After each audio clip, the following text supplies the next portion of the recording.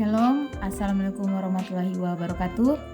Perkenalkan, nama saya Canita Natalia Gumolung dengan NIM 2314 201096. Kelas A3 semester 1 Fakultas Keperawatan dari Universitas Pembangunan Indonesia Manado. Saya membuat video ini untuk memenuhi tugas ujian tengah semester dengan mata kuliah Pendidikan Agama Kristen dengan dosen pengampu Pendeta Dr. Yesi Jacob STH MTH. Pada kesempatan kali ini saya akan menjelaskan tentang materi aborsi. Pengguguran kandungan atau aborsi atau dalam bahasa Latin abortus adalah berakhirnya kehamilan dengan dikeluarkannya janin atau embrio sebelum memiliki kemampuan untuk bertahan hidup di luar rahim, sehingga mengakibatkan kematiannya. Aborsi yang terjadi secara spontan disebut juga keguguran.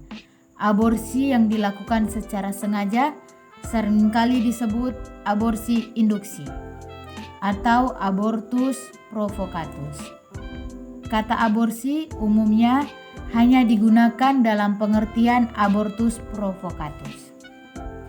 Prosedur serupa yang dilakukan setelah janin berpotensi untuk bertahan hidup di luar rahim juga dikenal dengan sebutan aborsi tahap akhir. Dikatakan bahwa aborsi di negara-negara maju yang mengizinkannya merupakan salah satu prosedur medis yang paling aman dalam bidang kedokteran. Metode-metode modern memanfaatkan obat atau bedah dalam pelaksanaan aborsi.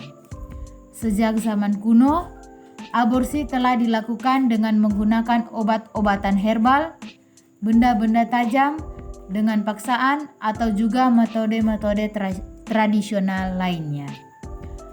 Terdapat perbedaan hukum aborsi dan pandangan agama ataupun budaya di seluruh dunia.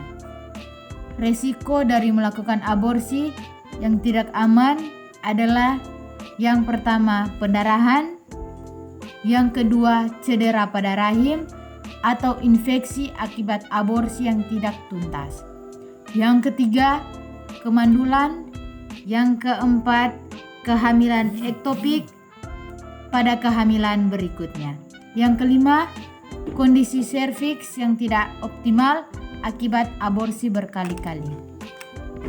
Semua metode aborsi memiliki resiko atau komplikasi. Usia kehamilan turut berperan dalam menentukan tingkat resiko. Semakin tua kehamilan, semakin tinggi pula dari tindakan aborsi yang dilakukan. Kategori aborsi yang berbahaya yaitu dilakukan oleh orang yang tidak memiliki keahlian medis dalam bidang aborsi secara memadai. Dilakukan di tempat dengan fasilitas yang tidak cukup memenuhi persyaratan kebersihan. Dilakukan menggunakan peralatan yang tidak sesuai. Selain itu, aborsi berbahaya juga dilakukan dengan mengonsumsi obat-obatan atau menggunakan alat bantu tertentu. Tanpa pengawasan dokter, bagaimana aborsi menurut pandangan Kristen dan dalam perspektif Alkitab? Ada yang menganggap bahwa tidak ada bagian dari Alkitab yang melarang aborsi. Maka dari itu, tidak ada salahnya melakukan aborsi. Karena itu, banyak orang Kristen yang memberi kelonggaran bagi tindakan aborsi. Terutama dalam kasus-kasus tertentu, misalnya ketika dihadapkan dengan kasus pemerkosaan atau ketika bayi yang masih dalam kandungan divonis akan lahir cacat, atau ketika hasil medis mendiagnosa bahwa proses kelahiran bisa mengancam keselamatan sang ibu dan bayi.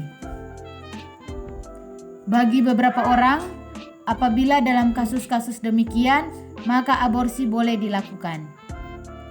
Ada kalangan orang Kristen yang bingung mengenai sikap yang harus diambil bila diperhadapkan dengan topik aborsi. Banyak yang menganggap aborsi merupakan permasalahan yang sulit dan banyak menimbulkan kontra.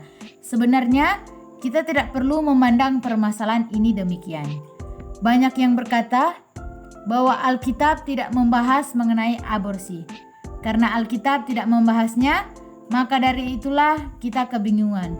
Nah, pertanyaannya, apakah Anda yakin Alkitab tidak membahas mengenai topik ini? Walaupun di dalam Alkitab tidak ada kata aborsi, namun bukan berarti Alkitab tidak membahas mengenai topik ini. Bagaimanapun bertanya, apakah sebagai seorang Kristen bisa setuju dengan tindakan aborsi? Alias beberapa orang Kristen akan menjawab tidak. Namun juga aborsi termasuk dalam kategori pembunuhan. Dan Allah melalui Alkitab jelas-jelas melarang kita untuk membunuh. Apalagi membunuh sesama kita manusia. Masih banyak ayat-ayat dalam Alkitab yang mengutarakan tentang janin sebagai anak-anak atau manusia. Pada seorang wanita mengandung ditulis wanita tersebut sudah bersama dengan anaknya. Kita bisa lihat dalam Mazmur 119 ayat 73 dan Mazmur 139 ayat 13 sampai 16 dan ayat Alkitab lainnya. Jadi bayi yang belum lahir juga termasuk manusia. Aborsi yang diperbolehkan secara hukum. Aborsi akibat pemerkosaan secara khusus diuraikan lebih lanjut dalam peraturan pemerintah nomor 61 tahun 2014 tentang kesehatan reproduksi atau PP Kespro sebagai aturan pelaksana UU Kesehatan.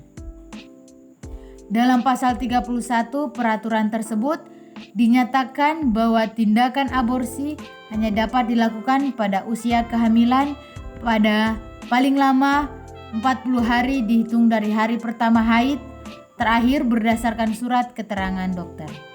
Selain itu, dalam pasal 34 juga disebutkan mengenai syarat menjalani aborsi, yaitu adanya keterangan dari penyidik, psikolog atau ahli lain yang membenarkan dugaan yang terjadi pemerkosaan. Itulah penjelasan singkat dari saya. Buat teman-teman yang ingin menjadi perawat yang handal, yang profesional, mari bergabung bersama kami di Universitas Pembangunan Indonesia Manado. Terima kasih.